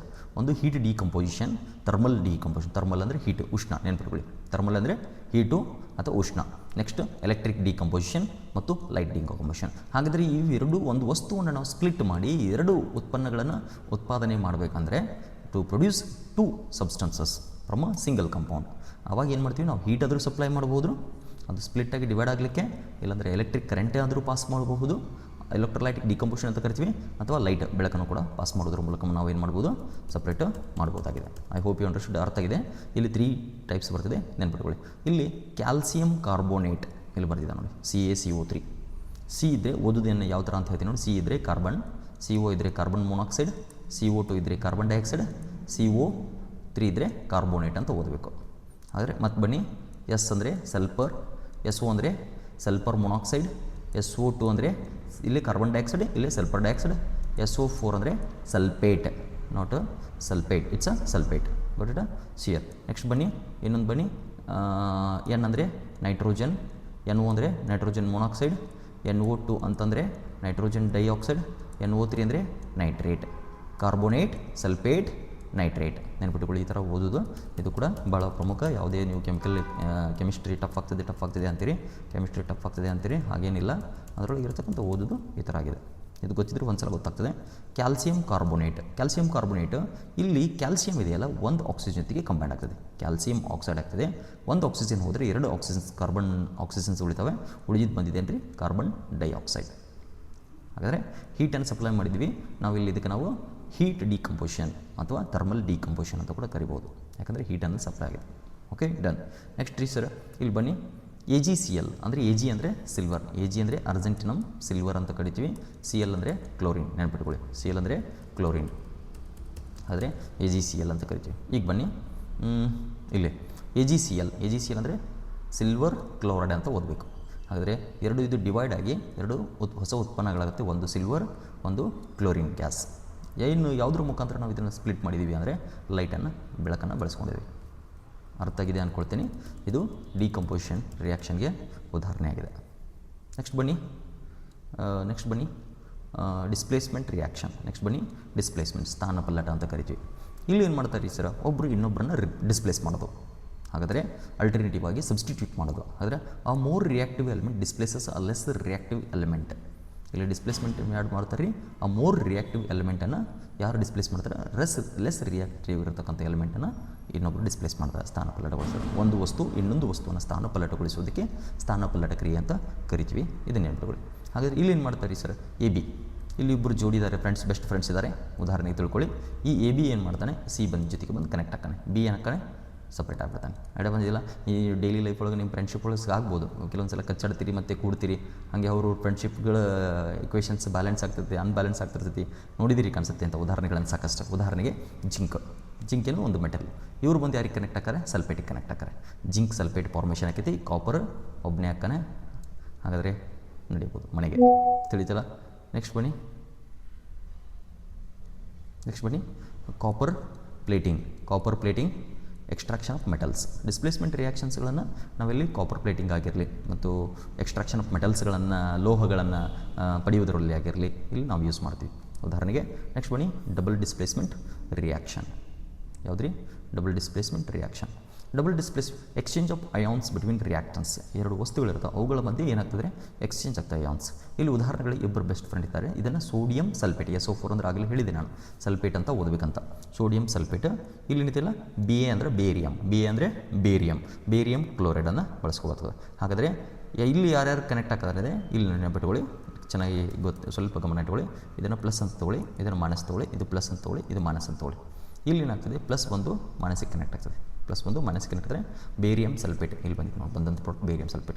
ಇಲ್ಲಿ ಸೋಡಿಯಂ ಕ್ಲೋರೈಡ್, ಪ್ಲಸ್ ಒಂದು ಮೈನಸ್ ಕನೆಕ್ಟ್ ಆಗ್ತದೆ, ಸೋಡಿಯಂ ಕ್ಲೋರೈಡ್. ಆಮೇಲೆ ಬ್ಯಾಲೆನ್ಸ್ ಮಾಡಿ ಈಕ್ವೇಷನ್ ಮುಗಿದೋಯ್ತು. ಬ್ಯಾಲೆನ್ಸ್ ಮಾಡಿಬಿಟ್ರೆ ಮುಗಿದೋಯ್ತು. ನೋಡಿ ಬ್ಯಾಲೆನ್ಸ್ ಇದೆ ಇಲ್ಲಿ ಈಕ್ವೇಷನ್ಸ್ ಒಂದ್ಸಲ. ಆದರೆ ಇಲ್ಲಿ 2 ಸೋಡಿಯಂ ಇದೆ, ಇಲ್ಲಿ ಕೂಡ 2 ಸೋಡಿಯಂ ಇದೆ. ಇದು ಒಂದು ಸಲ್ಫೇಟ್ ಪೂರ್ತಿ ಸಟ್ಟು, ಸಲ್ಫರ್ ಬೇರೆ ಆಕ್ಸಿಜನ್ ಬೇರೆ ಹಂಗೆ ಓದಬಾರ್ದು. ಒಂದು ಸಲ್ಫೇಟ್ ಇದೆ, SO4 ಅಂದರೆ ಸಲ್ಫೇಟ್, ಒಂದು ಪೂರ್ತಿ ಸಟ್ಟೆ ಇದು, ಅದರ ನೆನಪಿಟ್ಕೊಳ್ಳಿ. ಇದು ಬೇರಿಯಮ್, ಇಲ್ಲಿ ಒಂದು ಬೇರಿಯಂ, ಇಲ್ಲಿ ಒಂದು ಬೇರಿಯಂ, ಇಲ್ಲಿ ಒಂದು ಸಲ್ಫೇಟ್, ಇಲ್ಲಿ ಒಂದು ಸಲ್ಫೇಟ್, ಇಲ್ಲಿ 2 ಕ್ಲೋರೈಡ್, ಇದು ಕ್ಲೋರಿನ್, ಈ 2 ಇದಕ್ಕೂ ಸಂಬಂಧಿತ, ಆದ್ದರಿಂದ ಇದು ಕೂಡ ಆಗಿದೆ ಅಂದ್ಕೊಳ್ತೀನಿ. ಅರ್ಥ ಆಗಿದೆ ಅಂದ್ಕೊಳ್ತೀನಿ. ಸಿಯರ್ ಅರ್ಥ ಆಗಿದೆ ಅಂದ್ಕೊಳ್ತೀನಿ. ಸಿಯರ್. ನೆಕ್ಸ್ಟ್ ಬನ್ನಿ, ಇಲ್ಲಿ ಬೇರಿಯಂ ಸಲ್ಫೇಟ್. ಇಲ್ಲಿ ಉದಾಹರಣೆಗೆ ನೋಡಿ, ಇಲ್ಲಿ ರಿಯಾಕ್ಷನ್ಸ್ ಕೊಟ್ಟಿದ್ದಾರೆ. ಇಲ್ಲಿ ಕೆಳಗಡೆ ಪ್ರೆಸಿಪಿಟ್ ಉಳಿತಿದೆ, ವೈಟ್ ಕಲರ್ ಏನಾಗ್ತದೆ, ಒಂದು ಮೊಸರಿನ ಟೈಪ್ ಏನು ಉಳಿತಿದೆ, ಅದು ಬೇರಿಯಂ ಸಲ್ಫೇಟ್ ಫಾರ್ಮೇಷನ್ ಆಗ್ತದೆ, ನೆನ್ಪಿಟ್ಕೊಳ್ಳಿ ಅದನ್ನು. ನೆಕ್ಸ್ಟ್ ಬನ್ನಿ ರೆಡಾಕ್ಸ್ ರಿಯಾಕ್ಷನ್ಸ್. ಇಲ್ಲಿ ಆಕ್ಸಿಡೇಷನ್ ಮತ್ತು ರಿಡಕ್ಷನ್. ಆಕ್ಸಿಡೇಷನ್ ಅಂದರೆ ಉತ್ಕರ್ಷಣ, ರಿಡಕ್ಷನ್ ಅಂದರೆ ಅಪಕರ್ಷಣ ಕ್ರಿಯೆ. ಸಕಸಲ ಕೇಳಿದಾನೆ ಎಕ್ಸಾಮ್ಸ್ಗೆ, ಸಕಸಲ ರಿಪೀಟ್ ಆಗಿದೆ. ಇದನ್ನು ಒಟ್ಟಿಗೆ ಕೂಡಿ ಇಲ್ಲಿ ಕಂಬೈನ್ ಕೊಟ್ಟಿದ್ದಾನೆ, ಅದನ್ನು ಎಕ್ಸ್ಪ್ಲೇನ್ ಮಾಡಿ ಹೇಳ್ತೀನಿ. ನಾನು ರಿಡಕ್ಷನ್ ಸಪ್ರೇಟ್ ಹೇಳ್ತೀನಿ, ಆಕ್ಸಿಡೇಷನ್ ಸಪ್ರೇಟ್ ಹೇಳ್ತೀನಿ. Reaction involving reduction plus oxidation simultaneously at a time, ಒಟ್ಟಿಗೆ ಏನಾದರೂ ಎರಡೂ ರಿಯಾಕ್ಷನ್ಸ್ಗಳು, ರಿಡಕ್ಷನ್ ಮತ್ತು ಆಕ್ಸಿಡೇಷನ್ ಒಟ್ಟಿಗೆ ಆದರೆ ನಾವೇನಂತ ಕರಿತೀವಿ, ರಿಡಾಕ್ಸ್ ರಿಯಾಕ್ಷನ್ ಅಂತ ಕರಿತೀವಿ. ಅದನ್ನು ಬಿಡಿಸಿ ಓದಿದಾಗ ಅದು ಶಾರ್ಟ್ ಫಾರ್ಮು, ಅದನ್ನು ಬಿಡಿಸಿ ಓದಿದಾಗ ರಿಡಾಕ್ಸ್ ರಿಯಾಕ್ಷನ್ ಅಂದರೆ reduction plus oxidation reactions happening simultaneously together. ತರಿಸ್ಕೊಳ್ಬಿಟ್ಟು ರಿಡಾಕ್ಸ್ ರಿಯಾಕ್ಷನ್ ಅಂತ ಕರಿತೀವಿ. ಕೇಳ್ಬೋದು ಸಕಸಲ ಎಕ್ಸಾಮ್, ಇದು ಕೂಡ ರಿಪೀಟ್ ಆಗಿದೆ. ಆಕ್ಸಿಡೇಷನ್ ರಿಯಾಕ್ಷನ್ ಭಾಳ ಹಾಟ್ ಟಾಪಿಕ್ 10th ಸ್ಟ್ಯಾಂಡರ್ಡ್ ಎಕ್ಸಾಮ್ಸ್ಗೆ, ಇದ್ರ ಮೇಲೆ ಕೂಡ ನಿಮಗೆ ಬಹಳ ಗಮನ ಇರಲಿ. ಆಕ್ಸಿಡೇಷನ್ ಅಂತಂದ್ರೆ ಏನು ರೀ ಸರ್? ಹಾಗಾದರೆ ಆಕ್ಸಿಡೇಷನ್ ಅಂದ್ರೇನು? ಏನಾದರೂ ಒಂದು ರಿಯಾಕ್ಷನ್ಸ್ಗಳಲ್ಲಿ, ಒಂದು ರಾಸಾಯನಿಕ ಕ್ರಿಯೆಯಲ್ಲಿ ಗೇನ್ ಆಫ್ ಆಕ್ಸಿಜನನ್ನು ಗಳಿಸಿದರೆ, ಆಕ್ಸಿಜನನ್ನು ಪಡೆದುಕೊಂಡರೆ ನಾವು ಅದಕ್ಕೆ ಆಕ್ಸಿಡೇಷನ್ ಅಂತೀವಿ. ಆಕ್ಸಿಜನ್ ಇಲ್ಲೇ ಇದೆ ನೋಡಿ, ಅದರೊಳಗೆ ಆನ್ಸರ್ ಇದೆ. ಆಕ್ಸಿಜನನ್ನು ಪಡೆದುಕೊಂಡರೆ ಆಕ್ಸಿಡೇಷನ್ ರಿಯಾಕ್ಷನ್, ಆಕ್ಸಿಜನನ್ನು ಕಳೆದುಕೊಂಡರೆ ಇಲ್ಲಿದೆ ಲಾಸ್ ಆಫ್ ಆಕ್ಸಿಜನ್. ಇಷ್ಟೇ ಬರೀರಿ ನೀವು ಬೇಕಾದರೆ, ಇದನ್ನೆಲ್ಲ ಬರೆಯೋ ಅವಶ್ಯಕತೆ ಇಲ್ಲ. ನೀವು ಸ್ಟೇಟ್ ಸಿಲೆಬಸ್ನವರು, ಬಟ್ CBSE ಅವರು ಇದನ್ನು ಕಂಪ್ಲೀಟಾಗಿ ಬರೀರಿ, ತಿಳಿತಲ್ಲ. ಗೇನ್ ಆಫ್ ಆಕ್ಸಿಜನ್ ಹಿಂಗೂ ಹೇಳ್ಬೋದು, ಇಲ್ಲಾಂದರೆ ಲಾಸ್ ಆಫ್ ಹೈಡ್ರೋಜನ್ ಅಥವಾ ಲಾಸ್ ಆಫ್ ಎಲೆಕ್ಟ್ರಾನ್ಸ್ ಅಂತ ಹೇಳ್ಬೋದು. ರಿಡಕ್ಷನ್ ಅಂದರೆ ಗೇನ್ ಆಫ್ ಎಲೆಕ್ಟ್ರಾನ್ಸ್ ಅಥವಾ ಗೇನ್ ಆಫ್ ಹೈಡ್ರೋಜನ್ ಅಂತ ಹೇಳ್ಬೋದು. ನೀವು oxidation is nothing but gain of oxygen, ಇದು ರಿಡಕ್ಷನ್ ಅಂದರೆ ರಿಡ್ಯೂಸ್ ಆಗ್ತದೆ, ಲಾಸ್ ಆಫ್ ಆಕ್ಸಿಜನ್ ಆಮ್ಲಜನಕವನ್ನು ಕಳೆದುಕೊಳ್ತದೆ. ಇಷ್ಟು ಬರೀರಿ, ನೆನ್ಪಿಟ್ಕೊಳ್ಳಿ. ಸಕಸಲ ಎದ್ದು ಎಕ್ಸಾಮ್ಸಿಗೆ ರಿಪೀಟ್ ಆಗಿದೆ. ಎರಡೂ ರಿಯಾಕ್ಷನ್ಸ್ಗಳು ಒಟ್ಟಿಗೆ ಆದರೆ ನಾವೇನಂತ ಕರಿತೀವಿ, ಆಕ್ಸಿಡೇಷನ್ ರಿಯಾಕ್ಷನ್ ಅಂತ ಕರಿತೀವಿ, ಆಕ್ಸಿಡೇಷನ್ ರಿಡಕ್ಷನ್ ಅಂತ ಕೂಡ ಕರಿತೀವಿ. ನಾವು ಡೈಲಿ ಲೈಫ್ ಒಳಗೆ ಯೂಸ್ ಮಾಡ್ತೀವಿ ಆಕ್ಸಿಡೇಷನ್ ರಿಯಾಕ್ಷನ್ಸನ್ನು, ರಿಡಕ್ಷನ್ ರಿಯಾಕ್ಷನ್ಸನ್ನು ಎಲ್ಲಿ ಯೂಸ್ ಮಾಡ್ತೀವಿ ಅಂತ ನಾನು ಹೇಳ್ತೀನಿ ಅದಾದ ನಂತರ. ಶಿಯರ್. ಇಲ್ಲಿ ಬನ್ನಿ ಕೊರೋಷನ್ ಅಂದರೆ ಸರ್ ಇಲ್ಲಿ ಮತ್ತು ರಾನ್ಸಿಡಿಟಿ, ಈ ಎರಡು ಕಾನ್ಸೆಪ್ಟ್ಸ್ಗಳು ಇಂಪಾರ್ಟೆಂಟ್. ಏನು ರೀ ಸರ್ ಕೊರೋಷನ್ ಅಂತಂದರೆ? Gradual destruction of metals due to reaction with moisture, air etcetera. For example, ಒಂದು ಮಳೆಯನ್ನು ತಗೊಳ್ತೀವಿ ನಾವು, ಒಂದು ನೇಲನ್ನು ತೆಗೆದುಕೊಂಡು ಆ ನೇಲನ್ನು ನೀವೇನಾದರೂ ಆ ನೇಲನ್ನು ಇಲ್ಲಿ ಗಮನ ಕೊಡಿ, ಆ ನೇಲನ್ನು ಮಳೆಗೆ ಮಾಯ್ಶ್ಚರ್ ತೇವಾಂಶಕ್ಕೆ, ಗಾಳಿಗೆ ಅಥವಾ ಮಳೆಗೆ ತೆರೆದಿಟ್ಟಾಗ ಓಪನ್ ಆಗಿಟ್ಟಾಗ ಏನಾಗ್ತದೆ, ಅದು ತುಕ್ಕಿಡಿಯುವ ಚಾನ್ಸ್ ಇರುತ್ತೆ. ಅದಕ್ಕೆ ನಾವು ಕೊರೋಷನ್ ಅಂತೀವಿ, ತುಕ್ಕಿಡಿಯೋದು ಅಥವಾ ಜಂಗ್ ಹಿಡಿಯುವುದಕ್ಕೆ. ನೀವು ಹೊರಗಡೆ ನೋಡಿರ್ಬೋದು, ಇಂಜಿನ್ ಎಲ್ಲಾದರೂ ಬಿಲ್ಡಿಂಗ್ ಕಟ್ಟುವಾಗ ಹೊರಗಡೆ ಹಾಕಿದಂಥ ಐರನ್ ರಾಡ್ಸ್ ಬಾರದು ಆಗಿರ್ಬೋದು, ಅವುಗಳೇನಾಗ್ತದೆ ಆಫ್ಟರ್ ಸಮ್ ಟೈಮ್ ಏನಾಗ್ತದೆ, ಜಂಗ್ ಹಿಡಿತದೆ. ಕಾರಣ ಅದು ವೀಕ್ ಆಗೋದ್ರ ಮೂಲಕ ಏನಾಗ್ತದೆ, ಅದನ್ನು ಬಿಲ್ಡಿಂಗಿಗೆ ಕಟ್ಟಲಿಕ್ಕೆ ಆಗಂಗಿಲ್ಲ. ಬಿಲ್ಡಿಂಗ್ ಏನಾಗ್ತದೆ, ವೀಕ್ ಆಗಿ ಫೌಂಡೇಶನ್ ಅದು ವೀಕ್ ಆಗ್ಬೋದು, ಅಲ್ಲಿ building at some point of time ಏನಾಗ್ಬೋದು, ಕೊಲ್ಯಾಪ್ಸ್ ಆಗೋ ಚಾನ್ಸಸ್ ಕೂಡ ಇರ್ತದೆ. ತಿಳಿತಲ್ಲ. ರಸ್ಟಿಂಗ್ ಆಫ್ ಐರನ್ ಕಬ್ಬಿಣದ ತುಕ್ಕು ಹಿಡಿಯುವಿಕೆ. ಯಾವ ಥರ ತುಕ್ಕು ಹಿಡಿತದೆ ರೀ ಸರ್? ಕಬ್ಬಿಣ ತೊಗೊಂಡಿದ್ದೀನಿ, ಆಕ್ಸಿಜನ್ ಜೊತೆಗೆ ಮತ್ತು ವಾಟರ್ ಜೊತೆಗೆ ರಿಯಾಕ್ಟ್ ಆದಾಗ ಇದಕ್ಕೆ ಪೆರಿಕ್ ಆಕ್ಸೈಡ್ ಅಂತ ಕರಿತೀವಿ. ಅದೇ ನೋಡಿ ಅಷ್ಟು ರೆಡ್ಡಿಶ್ ಬ್ರೌನ್ ಕಲರ್ ಏನಿದೆಯಲ್ಲ ಇಲ್ಲಿ, ಜಂಗ್ ಹಿಡಿದು ತುಕ್ಕಿದಕ್ಕೆ ಅದಕ್ಕೆ ಪೆರಿಕ್ ಆಕ್ಸೈಡ್ ಅಂತ ಕರಿತೀವಿ. ನೆನ್ಪಿಟ್ಕೊಳ್ಳಿ, ಪೆರಿಕ್ ಆಕ್ಸೈಡ್ ಅದರದ್ದು ಇಕ್ವೇಷನ್ಸು ಕೂಡ ನೆನ್ಪಿಟ್ಕೊಳ್ಳಿ, ಭಾಳ ಇಂಪಾರ್ಟೆಂಟು. ನೆಕ್ಸ್ಟ್ ಬನ್ನಿ. ಬನ್ನಿ ಹಾಗಾದರೆ ಕೊರೋಷನನ್ನು ಯಾವ ಥರ ಪ್ರಿವೆಂಟ್ ಮಾಡಬೇಕು? ಸಾಕಷ್ಟೆಲ್ಲ ಎಕ್ಸಾಮಿಗೆ ಕೇಳಿದಾನೆ ನೆನ್ಪಿಟ್ಟುಕೊಳ್ಳಿದ್ದಾನೆ. ಇಲ್ಲಿ ಕೂಡ ಬಹಳ ಪ್ರಮುಖವಾದಂಥ ಪ್ರಶ್ನೆ ಇದು ಕೂಡ. ಯಾವುದು ರೀ? ಉದಾಹರಣೆಗೆ ಜಂಗ್ ಹಿಡಿಬಾರ್ದು, ತುಕ್ಕು ಹಿಡಿಬಾರ್ದಂದರೆ ಪೇಂಟಿಂಗ್ ಮಾಡಬೇಕಾಗ್ತದೆ. ನಾವು ಪೇಂಟಿಂಗ್ ಮಾಡ್ಬೋದು ಅಥವಾ ಗ್ಯಾಲ್ವನೈಜೇಷನ್ ಕೊಡುವ, ಗ್ಯಾಲ್ವನೀಕರಣ ಅಂತ ಕರಿತೀವಿ. ಗ್ಯಾಲ್ವನೀಕರಣ ಅಂತಂದರೆ, ಗ್ಯಾಲ್ವನೀಕರಣದಲ್ಲಿ ಯಾವ ಮೆಟಲ್ಸ್ ಯೂಸ್ ಮಾಡ್ತೀವಿ ಅಂದರೆ ಜಿಂಕ್ ಮೆಟಲನ್ನು ಯೂಸ್ ಮಾಡ್ತೀವಿ. ಉದಾಹರಣೆಗೆ ನೀವು ಜಿಂಕ್ ಶೀಟ್ ನೋಡಿರ್ಬೋದು. ಈ ಹಳ್ಳಿ ಕಡೆಗೆಲ್ಲ ಹೋದಾಗ ಮನೆಯಲ್ಲಿ ಹಾಕ್ಲಿಕ್ಕೆ ತಗಡಿನ ಶೀಟನ್ನು ಯೂಸ್ ಮಾಡ್ತಾರಲ್ಲ, ಅದರ ಮೇಲೆ ತೆಳುವಾದ ಜಂಕ್ ಹಿಡಿಬಾರ್ದಂತ ತೆಳುವಾದ ಏನು ಮಾಡ್ತಿರ್ತಾರೆ, ಜಿಂಕ್ ಕೋಟಿಂಗನ್ನು ಮಾಡಿರ್ತಾರೆ. ಸಾಕಷ್ಟೆಲ್ಲ ಎಕ್ಸಾಮಿಗೆ ಕೇಳಿದ್ರೆ ಗ್ಯಾಲ್ವನೈಜೇಷನ್ ಎಂದರೇನು ಅಥವಾ ಗ್ಯಾಲ್ವನೀಕರಣ ಎಂದರೇನು, ತೆಳುವಾದ ಜಿಂಕ್ ಕೋಟಿಂಗನ್ನು ಮಾಡಿರ್ತೀವಿ. ಅದನ್ನು ಕೂಡ ಈಗ ಆಯಿಲಿಂಗ್, ಗ್ರೀಸಿಂಗ್. ನಿಮ್ಮ ಮನೆಯೊಳಗೆ ಏನಾದ್ರು ಟೈಲರಿಂಗ್ ಮಷಿನ್ ಇದು ಇತ್ತಂತಂದರೆ ನಾವೆಲ್ಲಿ ಮಾಡ್ತೀವಿ, ಅದು ಏನಾದರೂ ಸರಿಯಾಗಿ ಪ್ರಾಪರಾಗಿ ಫಂಕ್ಷನ್ ಮಾಡಲಿಲ್ಲ, ಕೆಲಸ ಮಾಡಲಿಲ್ಲ ಅಂದರೆ ಏನು ಮಾಡ್ತೀವಿ, ಆಯಿಲ್ ಎಣ್ಣೆ ಹಾಕ್ತೀವಿ. ಅಥವಾ ಡೋರ್ಸು, ಗೇಟ್ ಏನಾದರೂ ಸ್ವಲ್ಪ ಸಮಸ್ಯೆಯನ್ನು ಮಾಡ್ತೀವಿ, ಹಿಂಜಸ್ ಏನಾದರೂ ವರ್ಕ್ ಆಗಲಿ ಅಂದರೆ ಅಲ್ಲಿ ನಾವು ಆಯಿಲಿಂಗ್ ಅದು ಯೂಸ್ ಮಾಡ್ತೀವಿ. ಗ್ರೀಸಿಂಗು ಕೂಡ ಯೂಸ್ ಮಾಡ್ತೀವಿ, ಗೊತ್ತಿದೆ ನಿಮಗೆ. ಗ್ರೀಸಿಂಗ್ ವೆಹಿಕಲ್ಸ್ಗಳಲ್ಲಿ ಎಂಜಿನ್ಸ್ಗಳು ಸ್ಮೂತ್ ವರ್ಕ್ ಮಾಡಲಿ ಅಂತ ಕೂಡ ಮಾಡ್ತೀವಿ. ಅಲೋಯಿಂಗ್ ಅಂತಂದ್ರೆ ಏನು ಸರ್? ಅಲೋಯ್ ಮೀನಿಂಗ್ ಹೇಳ್ತೀನಿ, ಮಿಶ್ರಲೋಹಗಳು ಅಂತ ಕೂಡ ಕರಿತೀವಿ. ಅಲೋಯ್ಸ್ ಅಂದರೆ ಮಿಶ್ರಲೋಹಗಳು. 2 or more ಮೆಟಲ್ಸ್ಗಳನ್ನು ಮಿಕ್ಸ್ ಮಾಡೋದಕ್ಕೆ ನಾವು ಏನಂತ ಕರಿತೀವಿ, alloys. 2 or more metals are mixed, ತಿಳಿಸ್ಕೊಳ್ಬಿಟ್ಟು ಅಲೋಯ್ಸ್ ಅಂತ ಕೂಡ ಕರಿತೀವಿ. ಅರ್ಥ ಆಗಿದ್ದ ಕೊಡ್ತೀನಿ. ಅಲೋಯಿಂಗ್ ಅಂತ ಕರಿತೀವಿ. ಅಲೋಯ್ಸ್ ಮಾಡೋ ಉದ್ದೇಶ ಏನು? ಉದಾಹರಣೆಗೆ ಟೆಂಪಲ್ ಬೆಲ್ ಇರ್ಬೋದು, ಸ್ಕೂಲ್ ಬೆಲ್ ಇರ್ಬೋದು, ಇವೆಲ್ಲವೂ ಯಾವಕ್ಕೆ ಉದಾಹರಣೆ? ಅಲೋಯ್ಸ್ಗೆ ಉದಾಹರಣೆಗೆ. ಬ್ರಾಂಚ್ ಆಗಿರ್ಬೋದು, ಇವೆಲ್ಲ ಅಲೋಯ್ಸ್ಗೆ ಉದಾಹರಣೆಗೆ. ಏನು? ಜಂಗನ್ನು ತಡೆಗಟ್ಟುವುದು ಒಂದು ಕ್ರಮವಾಗಿದೆ. ಜಂಗನ್ನು ತಡೆಗಟ್ಟುವುದು ಒಂದು ಇದು ಕೂಡ ಕ್ರಮವಿದೆ. ಬ್ಯಾಲೆನ್ಸಿಂಗ್ ಇಕ್ವೇಷನ್ಸ್ ಅಂತೂ ಇದಿಲ್ಲ. ಸಿಯರ್ ಬ್ಯಾಲೆನ್ಸಿಂಗ್ ಇಕ್ವೇಷನ್ಸನ್ನು ಸ್ವಲ್ಪ ಗಮನ ಕೊಡಿ. First write down word equation ಬರ್ಕೊಳ್ಳಿ. ಹೌದಾ? ಅದಾದ ನಂತರ ಏನು ಮಾಡ್ಕೊಳ್ಳಿ, ಕನ್ವರ್ಟ್ಸ್. ಇದು ಅಷ್ಟು ಬೇಡ, ಇದನ್ನು ಹೇಳಿದ್ದೀನಿ, ತಿಳಿಸಿರ್ತೀನಿ, ಅದನ್ನು ಹೇಳ್ತೀನಿ. ಇಲ್ಲಿ ಉದಾಹರಣೆಗೆ 2 ಹೈಡ್ರೋಜನ್ ಇದೆ, 2 ಕ್ಲೋರಿನ್ ಇದೆ. ಇಲ್ಲಿ ಇಲ್ಲ ಅಂತ ತಿಳ್ಕೊಳ್ಳಿ ಇವಾಗ. ಹಾಗಾದರೆ ಇಲ್ಲಿ 1 ಕ್ಲೋರಿನ್ 1 ಹೈಡ್ರೋಜನ್ ಅಂದರೆ 2 ಇಲ್ಲಿ ಬರೀಬೇಕು. ಏನು ಮಾಡಬೇಕು ರೀ? ಇಲ್ಲಿ 2 ಹೈಡ್ರೋಜನು 2 ಕ್ಲೋರಿನ್ ಇದೆ, ಇಲ್ಲಿ ಬರೆಯಂಗಿಲ್ಲ. ಏನು ಮಾಡಬೇಕು? ಇಲ್ಲಿ 2 ಬರೀಬೇಕು. ಅಂದರೆ 2 ಹೈಡ್ರೋಜನ್ ಇದಕ್ಕೂ ಸಂಬಂಧ, ಈ 2 ಇದಕ್ಕೂ ಸಂಬಂಧ. ಹಾಗಾದರೆ 2 ಹೈಡ್ರೋಜನ್ 2 ಕ್ಲೋರಿನ್ ಮುಗಿದು. ಹಾಗಾದರೆ ಇಕ್ವೇಷನ್ ಏನಾಗಿದೆ? ಬ್ಯಾಲೆನ್ಸ್ ಇದೆ. ಈಗ ಕಂಪೇರ್ ಮಾಡಿ ನೋಡಿ. ಇಲ್ಲಿ 2 ಹೈಡ್ರೋಜನ್ ಇದೆ, ಇಲ್ಲಿ 2 ಹೈಡ್ರೋಜನ್ ಇದೆ, ಇಲ್ಲಿ 2 ಕ್ಲೋರಿನ್ ಇದೆ. ಈ 2 ಇದಕ್ಕೂ ಸಂಬಂಧ, ಇಲ್ಲಿ 2 ಕ್ಲೋರಿನ್ ಇದೆ. ಹಾಗಾದರೆ ಇಕ್ವೇಷನ್ ಬ್ಯಾಲೆನ್ಸ್ಡ್ ಆಗಿದೆ. ನಾನು ಹೇಳಿದ್ದೀನಿ ಸಾಕಷ್ಟು ಎಕ್ಸಾಮ್ಸ್ಗೆ ಬ್ಯಾಲೆನ್ಸಿಂಗ್ ದ ಇಕ್ವೇಷನ್ಸ್ ಎಕ್ಸಾಮ್ಸ್ಗೆ ಪಿಕ್ಸ್ ಕ್ವಶನ್ಸ್ ಬರ್ತದೆ. ಅಲ್ಲಿ ಕೂಡ ಜಾಸ್ತಿ ಫೋಕಸನ್ನು ಮಾಡಿ. ಇಲ್ಲಿ ನೋಡಿ ಇಂಪಾರ್ಟೆಂಟ್ ಎಕ್ಸಾಂಪಲ್ಸು ಕೊಟ್ಟಿದ್ದಾರೆ. ಫೋಟೋಸಿಂಥೆಸಿಸ್ ಅಂದ್ರೆ ಏನು? ದ್ವಿತೀಯ ಸಂಶ್ಲೇಷಣೆ ಕ್ರಿಯೆ ಅಂತಾರೆ. ಅಂದರೆ ಗಿಡಗಳು ಏನು ಮಾಡ್ತವೆ, ಹಸಿರು ಸಸ್ಯಗಳು, ಪ್ಲಾಂಟ್ಸ್ಗಳು ತಮ್ಮ ಆಹಾರವನ್ನು ತಾವೇ ಉತ್ಪಾದನೆ ಮಾಡಿಕೊಳ್ತವೆ. ಏನನ್ನು ಬಳಸಿಕೊಂಡು? ನಾವು ಬಿಟ್ಟಂಥ ಕಾರ್ಬನ್ ಡೈಆಕ್ಸೈಡ್ ಆಗಿರಬಹುದು ಬಳಸ್ಕೊಂಡು, ಮತ್ತು ವಾಟರ್ ಜೊತೆಗೆ ಬಳಸ್ಕೊಂಡು C6H12O6 ಇದಕ್ಕೆ ಗ್ಲೂಕೋಸ್ ಅಂತ ಕರಿತೀವಿ. ಕಾರ್ಬೋಹೈಡ್ರೇಟ್ಸ್ ಇದು ಗ್ಲೂಕೋಸ್ ಅಂತ ಕರಿತೀವಿ, ಇದಕ್ಕೆ ಗ್ಲೂಕೋಸ್ ಅಂತ ಕರಿತೀವಿ. ಈ 6H12O6 ಬಳಸಿಕೊಂಡು ಏನು ಮಾಡ್ತೀವಿ, ಕೊನೆಗೆ ವೇಸ್ಟ್ ಪ್ರಾಡಕ್ಟನ್ನು ಆಕ್ಸಿಜನ್ನ ರಿಲೀಸ್ ಮಾಡುತ್ತೆ. ಅದು ನಮಗೆ ಜೀವವಾಯು ಆಗಿದೆ. ಆಕ್ಸಿಜನ್ ಗೊತ್ತಿದೆ ನಮಗೆ. ನೆಕ್ಸ್ಟ್ ರೀ ಸರ್, ರೆಸ್ಪಿರೇಷನ್, ಉಸಿರಾಟ ಕ್ರಿಯೆ. ಇದಕ್ಕೆ ನಾವು ಮೆಟಾಬಾಲಿಸಮ್ ಅಂತ ಕೂಡ ಕರಿತೀವಿ, ಇಲ್ಲಾಂದರೆ ಚಯಾಪಚಯ ಕ್ರಿಯೆ ಅಂತ ಕೂಡ ಕರಿತೀವಿ. C6H12O6 ಇದೀ ಗ್ಲೂಕೋಸನ್ನು ಬಳಸಿಕೊಂಡು in the presence of oxygen ನಮ್ಮ ಜೀವಕೋಶದಲ್ಲಿ, ಇದು ಸೆಲ್ಯುಲರ್ ರೆಸ್ಪಿರೇಷನ್ ಅಂತ ಕೂಡ ಕರಿತೀವಿ. ಸೆಲ್ಸ್ಗಳಲ್ಲಿ ನಡೀತದೆ ಮನುಷ್ಯನ ಜೀವಕೋಶಗಳಲ್ಲಿ. ಕಾರ್ಬನ್ ಡೈಆಕ್ಸೈಡನ್ನು ರಿಲೀಸ್ ಮಾಡ್ತದೆ. ಆ ಕಾರ್ಬನ್ ಡೈಆಕ್ಸೈಡ್ ನಮ್ಮ ದೇಹದಿಂದ ಹೊರ ಹೋಗ್ತದೆ, ಉಸಿರಾಟದ ಮೂಲಕ ವಾಟರ್ ರಿಲೀಸ್ ಆಗ್ತದೆ, ಪ್ಲಸ್ ಎನರ್ಜಿ ಬಿಡುಗಡೆ ಆಗ್ತದೆ. ಆ ಎನರ್ಜಿಗೆ ನಾವು ATP ಅಂತ ಕರಿತೀವಿ. ATP ಅಡಿನೋಸೈನ್ triphosphate. Next burning of methane gas CH4 biogas ಕೇಳಿದ್ರಿ ಕಾಣಿಸುತ್ತೆ. ಗೋಬರ್ ಗ್ಯಾಸ್, ಬಯೋಗ್ಯಾಸ್ ಅಂತ ಕರಿತೀವಿ. ಹಳ್ಳಿಯೊಳಗೆ ಮೊದಲಿಗೆಲ್ಲ ಕುಕ್ಕಿಂಗ್ ಫ್ಯೂಯಲ್ ಆಗಿ ಯೂಸ್ ಮಾಡ್ತಿದ್ರು. ಆಕ್ಸಿಜನ್ನ ಇನ್ ದ ಪ್ರೆಸೆನ್ಸ್ ಬೆಳೆದಾಗ ಕಾರ್ಬನ್ ಡೈಆಕ್ಸೈಡ್ ರಿಲೀಸ್ ಆಗ್ತದೆ, ಮತ್ತು H2O ಕೂಡ ರಿಲೀಸ್ ಆಗ್ತದೆ. ಹಾಗಾದರೆ ಪ್ರಮುಖವಾಗಿ ಎಕ್ಸಾಮ್ಸಿಗೆ ನೀವು ಯಾವ ಪಾಯಿಂಟ್ಸ್ಗಳನ್ನ ನೆನಪಿಡ್ಬೇಕ್ರಿ ಸರ್? ಇಲ್ಲಿ ನೆನಪಿಡ್ಬೇಕ್ರಿ ಸರ್ ಅಂತಂದರೆ ಇಲ್ಲಿ ನೋಡಿ ನೆನಪಿಡ್ಕೊಳ್ಳಿ. Key points to remember: chemical reactions follow law of conservation of ಮಾಸನ್ನು. Balancing is compulsory. ನೆನಪಿಟ್ಕೊಳ್ಳಿ. ಯಾವುದೇ ರೀತಿ ಐಡೆಂಟಿಫೈ ರಿಯಾಕ್ಷನ್ ಟೈಪನ್ನು ಐಡೆಂಟಿಫೈ ಮಾಡ್ಕೊಳ್ಳಿ. ಅದು ಕೊಟ್ಟಿದ್ದು ಕಾಂಬಿನೇಷನ್ ರಿಯಾಕ್ಷನ್ ಇದೆಯೋ, ಅಥವಾ ಡಿಕಂಪೋಸಿಷನ್ ರಿಯಾಕ್ಷನ್ ಇದೆಯೋ, ಅಥವಾ ಡಿಸ್ಪ್ಲೇಸ್ಮೆಂಟ್ ರಿಯಾಕ್ಷನ್ ಇದೆಯೋ, ಅಥವಾ ಡಬಲ್ ಡಿಸ್ಪ್ಲೇಸ್ಮೆಂಟ್ ರಿಯಾಕ್ಷನ್ ಇದೆಯೋ, ಅದ್ರ ಬಗ್ಗೆಯೂ ಕೂಡ ಗಮನ ಇರಲಿ. ಮತ್ತು redox involves oxidation plus reduction, ಎರಡೂ ಕೂಡ ಇನ್ವಾಲ್ವ್ ಆಗಿರುತ್ತೆ. Corrosion damages metals. ಹೌದು, ಯಾವುದರ ತುಕ್ಕು ಹಿಡಿಯೋದು ಏನು ಮಾಡುತ್ತೆ, ಮೆಟಲ್ಸನ್ನು ಡ್ಯಾಮೇಜ್. ನೀವು ಸ್ಕೂಲ್ನಲ್ಲಿ ಯೂಸ್ ಮಾಡ್ತಾ ಇರ್ತಂಥ ಬೆಂಚ್ಗಳಾಗಿರಬಹುದು, ಡ್ಯಾಮೇಜನ್ನು ಮಾಡ್ತಾವೆ. ರಾನ್ಸಿಡಿಟಿ ಸ್ಪಾಯ್ಲ್ಸ್ ಫುಡ್. ರಾನ್ಸಿಡಿಟಿಯನ್ನು ನಾನು ಇಲ್ಲಿ ಸ್ವಲ್ಪ ಸರಿಯಾಗಿ ಕವರ್ ಮಾಡಲಿಲ್ಲ, ಈಗ ಮತ್ತೆ ಹೇಳ್ತೀನಿ ನೋಡಿ. ರಾನ್ಸಿಡಿಟಿ ಅಂತಂದರೆ, ಉದಾಹರಣೆಗೆ ನೀವು ಚಿಪ್ಸ್ ಅದು ತಿಂತೀರಿ. ಚಿಪ್ಸ್ ಅದು ಆಫ್ಟರ್ ಸಮ್ ಟೈಮ್ ಅದನ್ನ ಏನು ಮಾಡ್ತಾರೆ, ಫುಲ್ಲಿ ಟೈಟ್ ಪ್ಯಾಕ್ ಮಾಡಿರ್ತಾರೆ, ಯಾವುದೇ ಆಕ್ಸಿಜನ್ ಒಳಗೆ ಎಂಟ್ರಿ ಆಗಬಾರ್ದು ಒಂದು, ಆಯ್ತಲ್ಲ. ಅದರೊಳಗೆ ಒಂದು ಚಿಪ್ಸ್ ಪ್ಯಾಕೆಟ್ ಒಳಗೆ ಆಕ್ಸಿಜನನ್ನೆಲ್ಲ ಹೊರಗಡೆ ತೆಗಿತಾರೆ.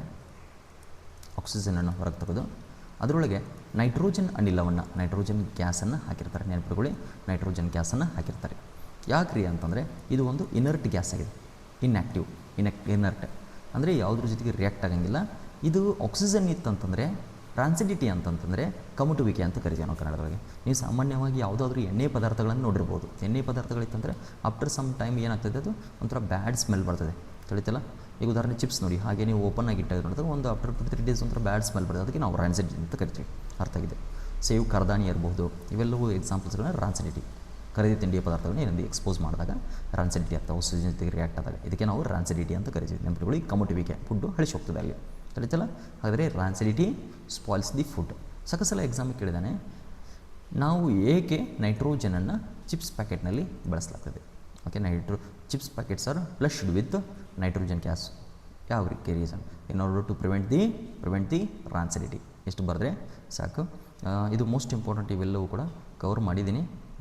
ನಿಮ್ಮ ಎಕ್ಸಾಮ್ಸಿಗೆ ಪ್ರಮುಖವಾದಂಥ ಇದೆಲ್ಲ ಕ್ವಶನ್ ಆನ್ಸರ್ಸ್ಗಳು, ಯಾವ ಟೈಪ್ ಆಫ್ ಕ್ವಶನ್ಸ್ ಬರ್ಬೋದು ನಿಮಗೆ ಎಕ್ಸಾಮ್ಸಿಗೆ, ಇದನ್ನೆಲ್ಲ ಅದು ಕೂಡ ಹಾಟ್ಸ್ ಟೈಪ್ ಆಫ್ ಕ್ವಶನ್ಸ್ಗಳು ಇರ್ಬೋದು. ಕೊನೆಗೆ ಮೈಂಡ್ ಮ್ಯಾಪ್ ಮಟ್ಟು ಕೂಡ ಕೊಟ್ಟಿದ್ದೀವಿ ನಾವಿಲ್ಲೇ.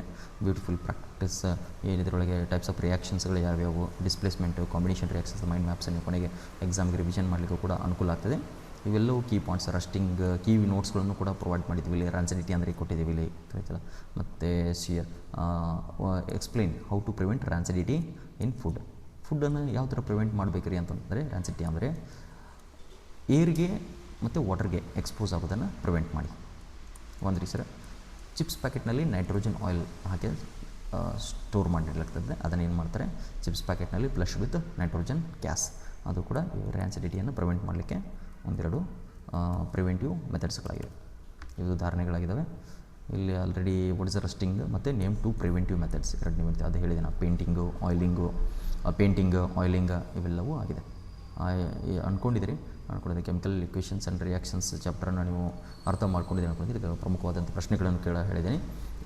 ಮತ್ತು ಒನ್ಸ್ ಅಗೈನ್ ಕೌಟಿಲ್ಯ ಗಣಿತ ಕಡೆಯಿಂದ ಎಲ್ಲ ಕರ್ನಾಟಕದ ಮುದ್ದು ಕೌಟಿಲ್ಯ ಮಕ್ಕಳಿಗೆ ಧನ್ಯವಾದಗಳು.